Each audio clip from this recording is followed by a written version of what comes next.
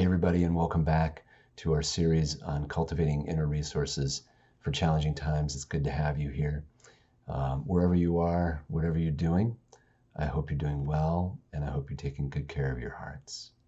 So all this week, we're going to be talking about the conversations that we have with others, with ourselves, just with life, with nature, with the world around us. We are always engaged in conversation with the world around us. And today, we're going to be talking about the conversations that we have with harder things. The theme today is being bigger than fear. Being bigger than fear, something we could all use a little bit of right now. So there are a lot of hard things happening around us, and they're either things that are hard to adapt to or things that we've had to do, decisions we've had to make. And the poem that came to mind today is David Whyte's Sweet Darkness. It's a poem about the wisdom that comes from the darker places in our lives. So this is Sweet Darkness.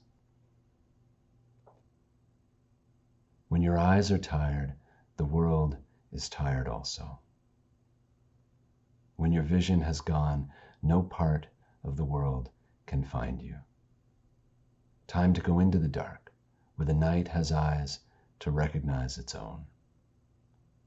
There you can be sure you are not beyond love. There you can be sure you are not beyond love. The dark will be your home tonight. The night will give you a horizon further than you can see. You must learn one thing.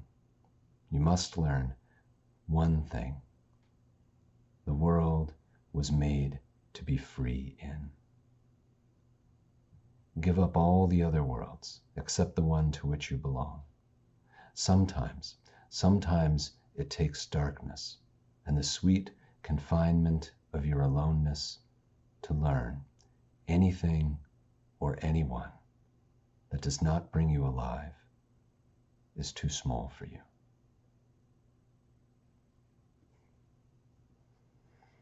That ending is so beautiful, the idea that anything or anyone that does not bring us alive is too small for us. It's such a powerful and lovely affirmation of our value and our worth and the power of our spirits.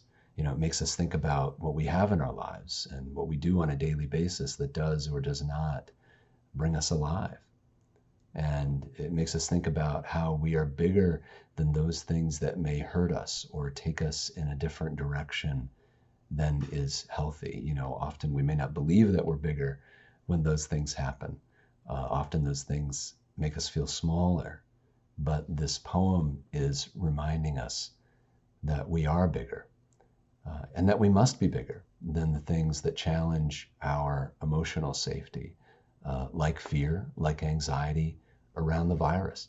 There's a physical reality to some things that's unavoidable, but our spirits must be bigger than the emotions that those realities bring up. We must make ourselves large enough to hold the fear and the anxiety and the anger or frustration or whatever it is you might be feeling about the changes that have been brought into our lives. We must be more spacious to be able to encompass those feelings, to hold them in the greater knowledge that we are more capable and more powerful and more resilient than those hard feelings. This poem suggests that exploring what comes up for us emotionally in harder spaces is what will help us, that going into the dark lets us see further. Going into the things that we fear helps us grow.